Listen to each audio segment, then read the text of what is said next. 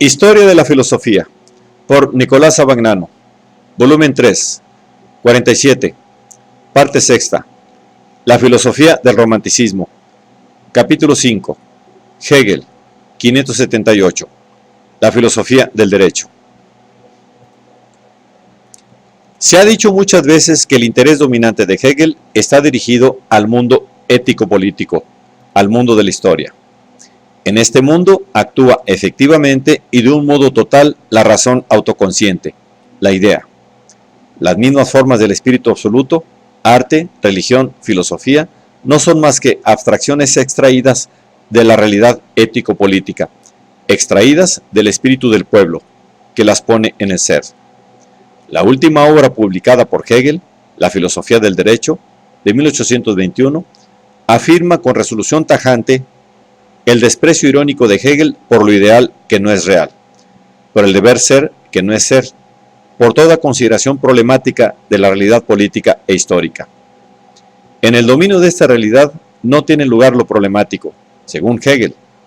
Como todos admiten que la naturaleza debe ser reconocida por lo que es y que es intrínsecamente racional, del mismo modo se debe admitir que en el mundo ético, en el Estado, la razón se afirma en el hecho como fuerza y potencia, y que ahí se mantiene y habita.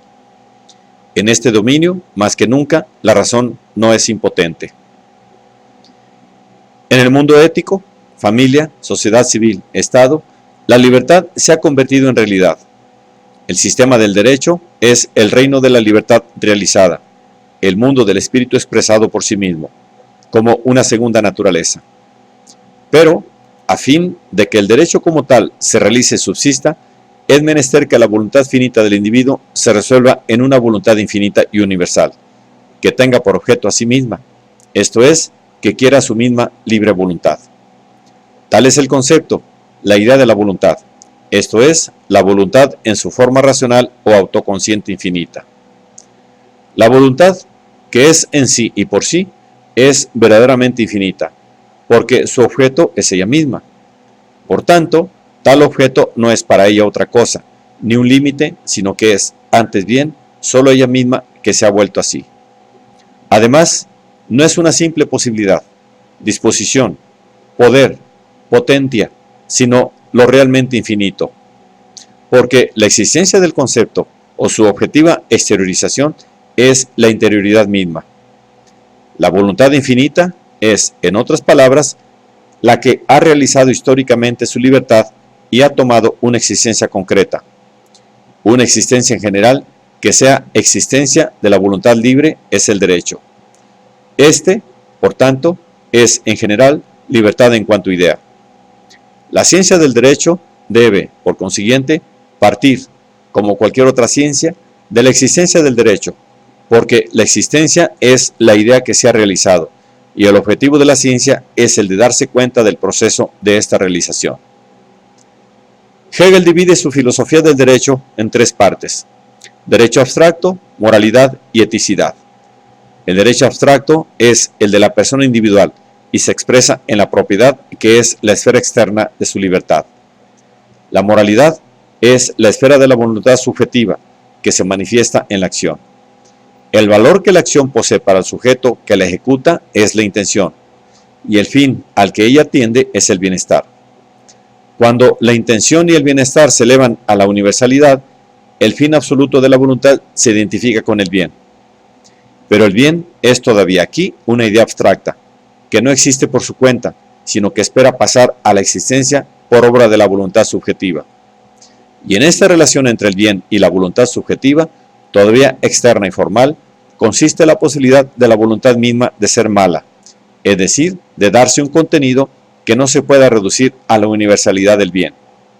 En otras palabras, el dominio de la moralidad se caracteriza por la separación abstracta entre la subjetividad que debe realizar el bien y el bien que debe ser realizado. Por esta separación, la voluntad no es buena desde el principio, pero lo puede ser solamente gracias a su actividad. Y por otro lado, el bien no es real sin la voluntad subjetiva a la cual toca el realizarlo. Esta separación es anulada y resuelta en la eticidad, en la cual el bien se ha realizado concretamente y se ha hecho existente. Esta es la esfera de la necesidad, cuyos momentos son las fuerzas éticas que rigen la vida de los individuos y constituyen sus deberes. Los deberes éticos son, efectivamente, los obligatorios, que pueden ciertamente aparecer como una limitación de la subjetividad indeterminada o de la libertad abstracta del individuo, pero que son en realidad la redención del individuo mismo por el impulso natural y también por su subjetividad abstracta o individual. La eticidad se realiza primero, como se ha visto, en la familia y en la sociedad civil, y solamente en esta última, esto es, desde el punto de vista de las necesidades, la persona jurídica o el sujeto moral se convierte propiamente en hombre, es decir, la concreción de la representación. En otras palabras, hombre, según Hegel, es el individuo ético sumergido en el sistema de las necesidades, que constituye el aspecto fundamental de la sociedad civil. Pero solo en el Estado se realiza plenamente la sustancia infinita y racional del espíritu. El Estado es la realidad de la libertad concreta, dice Hegel. Es, por una parte, para el individuo, una fuerza externa que le obliga y subordina a sí, y por otra parte es su fin inmanente, así como es el fin de la familia y de la sociedad civil, que, con respecto a él, son organismos particulares e imperfectos y deben depender del Estado. El Estado es voluntad divina, en cuanto espíritu actuante que se desarrolla en forma real como organización de un mundo. Hegel rechaza, pues, la doctrina del contrato social, que hace depender el Estado del arbitrio de los individuos, y ve en ella consecuencias que destruyen lo divino en sí y por sí, y la absoluta autoridad y majestad del mismo. El Estado, en cambio, está estrechamente vinculado con la religión, porque es la suprema manifestación de lo divino en el mundo.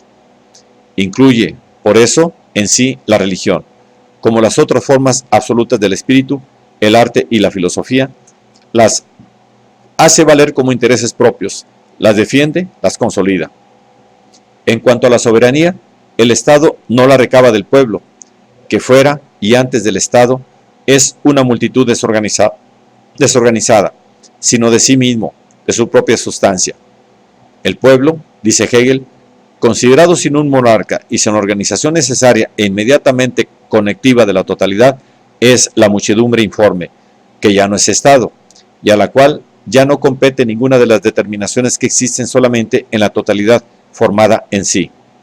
Soberanía, gobierno, jurisdicción, magistratura, clases y cualquier otra. Hegel excluye asimismo, por la misma causa, el principio democrático de la participación de todos en los asuntos del Estado. En este principio ve un producto de la abstracción por la cual el individuo se considera, simplemente por ser tal, como componente del Estado.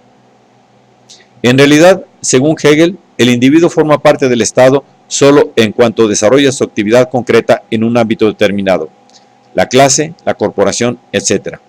Y, por tanto, no subsiste en participación directa en el Estado fuera de este ámbito. Como vida divina que se realiza en el mundo, el Estado no puede hallar en las leyes de la moral un límite o un impedimento a su acción. El Estado tiene exigencias diversas y superiores a las de la moral. El bienestar de un Estado tiene un derecho completamente distinto del bienestar individual, dice Hegel. El Estado, como sustancia ética, tiene su existencia, esto es, su derecho, en una existencia no abstracta, sino concreta, y solamente esta exigencia concreta, no una de las muchas proposiciones generales. El Estado, como sustancia ética, tiene su existencia, esto es, su derecho, en una existencia no abstracta, sino concreta, y solamente esta existencia concreta, no una de las muchas proposiciones generales consideradas como preceptos morales, puede ser principio de su obrar y de su comportamiento.